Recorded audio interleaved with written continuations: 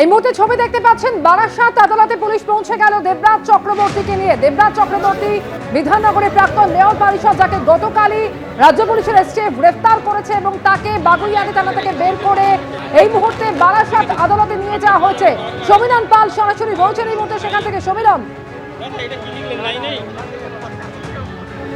হ্যাঁ দেখো, এই মুহূর্তে বারাসাত আদালতে নিয়ে আসা হয়েছিল যখন দেবরাজ চক্রবর্তীকে, ঠিক আদালতের যে সীমানা, সেই সীমানা থেকে এলোপাতারি ডিম বৃষ্টি শুরু হয়। ক্যামেরাম্যান শান্তনু দত্ত তোমাকে ছবিটা দেখাচ্ছে যে আদালতের যে ঠিক সীমানার বাইরে পুলিশের পক্ষ থেকে সকাল থেকে জনরোষ আটকানোর জন্য কড়া নিরাপত্তার চাদরে আদালত চত্বর মুড়ে ফেলা হয়েছিল, কিন্তু এলোপাতারি ডিম বৃষ্টি শুরু হয় যখন দেবরাজ চক্রবর্তীকে ঠিক লকআপের সামনে, অর্থাৎ যেখানে গাড়িটি দাঁড়িয়ে রয়েছে, আমি শান্তনুকে ছবিটা দেখাতে বলবো যে লকআপে যখন ঢোকানোর সময় গাড়িটা একেবারে লকআপের কাছাকাছি নিয়ে আসা হয়েছিল, গাড়ি লক্ষ্য করে এলোপাতারি ডিম ছোড়া হয় এবং সামনের দিকে ছবিটা শান্তনুকে আরেকবার দেখাতে বলবো যে সামনে গাড়ি লক্ষ্য করে এলোপাতারি ডিম বৃষ্টি শুরু হয়। কেননা আদালতের যে বাইরের যে সীমানা থেকে সকাল থেকে প্রচুর মানুষ যারা অপেক্ষা করছিলেন, সেই জনরোষের একটা আশঙ্কা ছিল পুলিশের পক্ষ থেকে।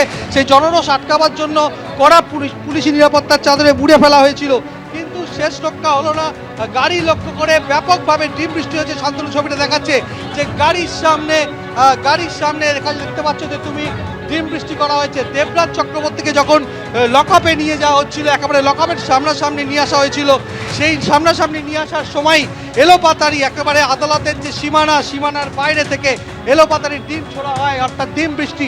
যে জনরোষ আটকাবার জন্য পুলিশের পক্ষ থেকে বারবার চেষ্টা করা হয়েছিল যে জনরোষ আটকানো হবে এবং বাইরে থেকে কাউকে প্রবেশ করতে দেওয়া ছিল, কিন্তু বাইরে যে সীমানা রয়েছে আদালতে, সেই সীমানার বাইরে থেকে এলোপাতারি ডিম বৃষ্টি শুরু হয় এবং এই মুহূর্তে আদালত চত্বরে প্রচুর মানুষের ভিড় এবং সকাল থেকে তারা অপেক্ষা করছিলেন যে দেবরাজ চক্রবর্তী, যাকে গ্রেপ্তার করে নিয়ে আসা হবে বারাসাত আদালতে, সেই আদালত চত্বরে তাকে লক্ষ্য করে জনরোষ আসতে পারে এবং ডিম বৃষ্টি শুরু হয়। এবং গাড়িটা আরও একবার দেখাতে বলবো শান্তনুকে, যে গাড়িতে করে বাগুইআটি থানা থেকে নিয়ে আসা হচ্ছিল দেবরাজ চক্রবর্তীকে, সেখানে তার গাড়ি লক্ষ্য করে এলোপাতারি ডিম বৃষ্টি হয় এবং যেখানে দেখা যাচ্ছে যে সকাল থেকে যে জনরোষের আটকাবার জন্য যে বারবার বলা হচ্ছিল যে পুলিশের পক্ষ থেকে আদালতের ভেতরে কাউকে প্রবেশ করতে দেওয়া হবে না, কিন্তু তা সত্ত্বেও এই মুহূর্তে লকআপ করা নিরাপত্তার চাদরে মুড়ে ফেলা হয়েছে। শান্তনুকে দেখাতে বলবো লকআপের বাইরের ছবিটা, র্যাব মোতায়েন করা হয়েছে, বাইরে প্রচুর পুলিশ রয়েছে এবং সেখানে আপনারা তো ডিম নিয়ে এসেছিলেন এবং ডিম বৃষ্টিও হলো, কি বলবেন? আসলে ডিমটা সাকসেস করতে পারিনি এত পুলিশ প্রোটেকশনের জন্য, এখনো বোঝা যাচ্ছে। এখন ডিম তো ছোড়া হয়েছে, ডিম অবশ্যই ছোড়া হয়েছে, কিন্তু ডিমটা ওকে ভালো করে ছুটতে হতো, ওকে ভালো করে খাওয়াতে হতো। অনেক লোকের অর্থ খেয়েছে, এবার ওকে একটু ডিম খাওয়ানোর দরকার ছিল। আপনি তো আইনজীবী, আপনাকে তো বারবার পুলিশ বাধা দিচ্ছে। পুলিশ বারবার বাধা দিলে কি হবে? আমরা আইনজীবীর ঊর্ধ্বেও আমরা একটা মানুষ। এখানে দেখুন পুলিশ কিভাবে প্রোটেকশন দিয়েছে একটা চোরকে, তাও যদি একটা ভালো নিরীহ মানুষকে দিত তাও মানা যেত, কিন্তু একটা চোরকে প্রোটেকশন দিয়ে রেখেছে আমাদের আইসি সাহেব, বারাসাত আইসি। এইভাবে তৎপরতার সঙ্গে তাকে প্রোটেকশন দিয়ে ঢুকিয়ে দিলেন লকআপে।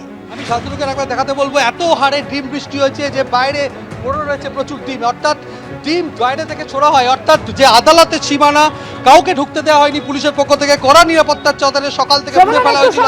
একেবারে সেই সময় ছবি আপনাদের দেখাবো যখন বারাসাত আদালতে নিয়ে আসা হয় দেবরাজ চক্রবর্তীকে।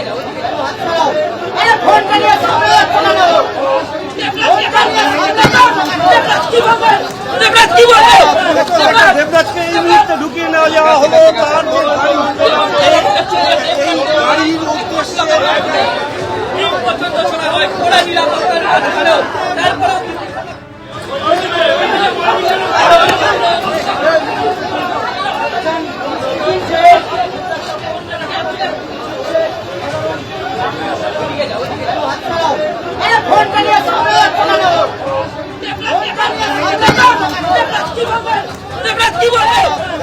দেবরাজকে এই মুহূর্তে ঢুকিয়ে নেওয়া যাওয়া হলো তার এই গাড়ির উদ্দেশ্যে।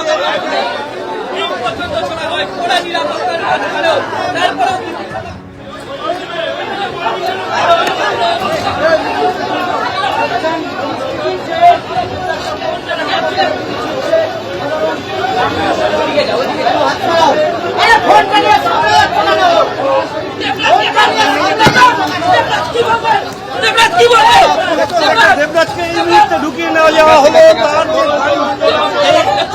এই গাড়ির উদ্দেশ্যে।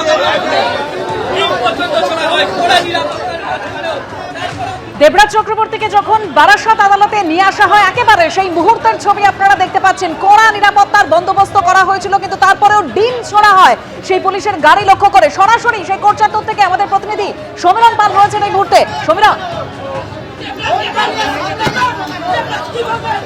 দেখো এই মুহূর্তে কোর্ট চত্বরে আরো নিরাপত্তা বাড়ানো হয়েছে, কেননা দেবদাস চক্রবর্তীকে আজকে আদালতে নিয়ে আসা আর আছে কিছুক্ষণের মধ্যেই তাকে আদালতে পেশ করবে, তারপরে তাকে নিয়ে যাওয়া হবে আবার।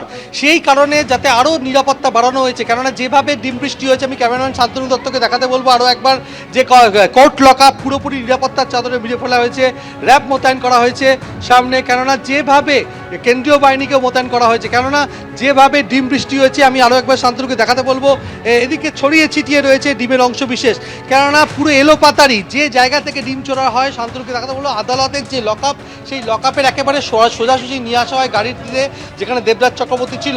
সেই গাড়িটি যখন এখানে এসে পৌঁছয় তখনই গাড়ি লক্ষ্য করে এলোপাতারি ডিম বৃষ্টি হয় চারদিকে, অর্থাৎ লকআপের যে রাস্তা সেখানে ডিমের অংশ বিশেষ পড়ে রয়েছে। শান্তনু তোমায় ছবিটা দেখাচ্ছে যে চারদিকে ডিম পড়ে রয়েছে, কেননা এই পুলিশের পক্ষ থেকে একজন আইনজীবী, তার পকেটে দুটি ডিম ছিল, সেই ডিম তার কাছ থেকে নিয়ে নেওয়া হয়, কিন্তু তা সত্ত্বেও শেষ রক্ষা হয়নি। আদালতের যে সীমানা, সেই সীমানার দিক থেকে ডিম বৃষ্টি শুরু হয়, এলোপাতারি ডিম ছুটতে শুরু করে। যে জনরোষ আটকাবার কথা পুলিশের পক্ষ থেকে বলা হচ্ছিল সকাল থেকে, কড়া নিরাপত্তার চাদরে বারাসত থানার পুলিশ মুড়ে ফেলেছিল গোটা এলাকা, র্যাব মোতায়েন করা হয়েছিল, কেন্দ্রীয় বাহিনী মোতায়েন করা হয়েছিল, কিন্তু শেষ রক্ষা হয়নি। এই যে সীমানা, যে ছবিটা তোমায় দেখাচ্ছে শান্তনু, সেই সীমানা থেকে এলোপাতারি ডিম বৃষ্টি শুরু হয় যখন একেবারে লকআপের সামনাসামনি দেবরাজ চক্রবর্তীকে নিয়ে আসা হয় গাড়িতে করে।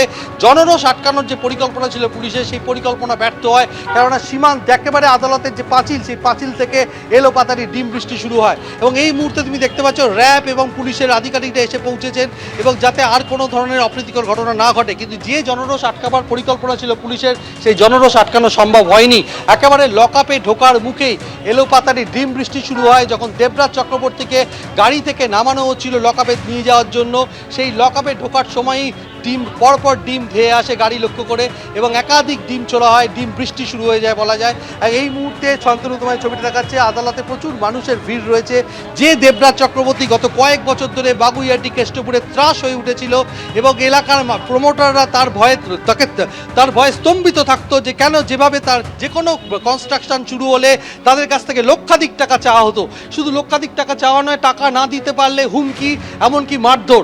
এই কারণে তার বিরুদ্ধে হুমকি, মারধর, একাধিক তোলাবাজি, একাধিক অভিযোগ রয়েছে, এবং একাধিক প্রমোটার তার বিরুদ্ধে অভিযোগ দায়ের করেছে, কেননা রাজ্যে পালাবদল হওয়ার পর একে একে প্রত্যেকে মুখ খুলতে শুরু করেছেন, কেননা গত কয়েক বছর ধরে দেবরাজ চক্রবর্তীর নানা অত্যাচারের কাহিনী তারা থানায় লিপিবদ্ধ করতে গেছিলেন, কিন্তু পুলিশের পক্ষ থেকে সেই সময় তৃণমূল সরকারের আমলে পুলিশ সেই অভিযোগ নেয়নি। দেবরাজ চক্রবর্তী এলাকার দাপুটে তৃণমূল নেতা, এবং গত কয়েক বছরে রীতিমতো ফুলে ফেপে ওঠে দেবরাজ চক্রবর্তী। এবং রাজারহাট গোপালপুরে বিজেপি বিধায়ক তরুণজ্যোতি তেওয়ারি, তিনি বিধায়ক হওয়ার পর থেকেই তিনি কার্যত শপথ নিয়েছিলেন যে দেবরাজ চক্রবর্তীকে যে অত্যাচার করেছিলেন মানুষের উপরে, তাকে গ্রেপ্তারের জন্য গতকাল তিনি জানিয়েছেন, তিনি রাজ্য সরকারকে ধন্যবাদ জানিয়েছেন। আজকে যেভাবে তাকে আদালতে নিয়ে আসা হয়, আদালত চত্বরে সকাল থেকে টান নিরাপত্তার চাদরে মুড়ে ফেলা হয়েছিল। এখনও আমি দেখাতে বলবো শান্তনুকে র্যাব মোতায়েন করা হয়েছে, কেন্দ্রীয় বাহিনী মোতায়েন করা হয়েছে, কারণ এই মুহূর্তে দেবরাজ চক্রবর্তী আদালতের লকআপে রয়েছে, আর কিছুক্ষণের মধ্যে সিজেএম এর এজলাসে তাকে পেশ করা হবে। তার বিরুদ্ধে একাধিক অভিযোগ রয়েছে। দেবরাজ চক্রবর্তী বিধাননগর পুরসভার প্রাক্তন মেয়র পরিষদ, রাজারহাট গোপালপুরের প্রাক্তন বিধায়ক অদিতি মুন্সির স্বামী। একদম সমরণ, এই মুহূর্তে দেবরাজ চক্রবর্তী আদালতে রয়েছেন, অর্থাৎ কোর্ট লকআপে রয়েছেন, আর কিছুক্ষণের মধ্যেই এজলাসে তাকে পেশ করা হবে। দেবরাজ চক্রবর্তীকে যখন আজকে এই কোর্ট চত্বরে নিয়ে আসা হয়, তখন যে পরিস্থিতি তৈরি হয়েছিল সেই ছবি আপনারা দেখতে পাচ্ছেন। গতকালই দেবরাজ চক্রবর্তীকে গ্রেপ্তার করা হয়।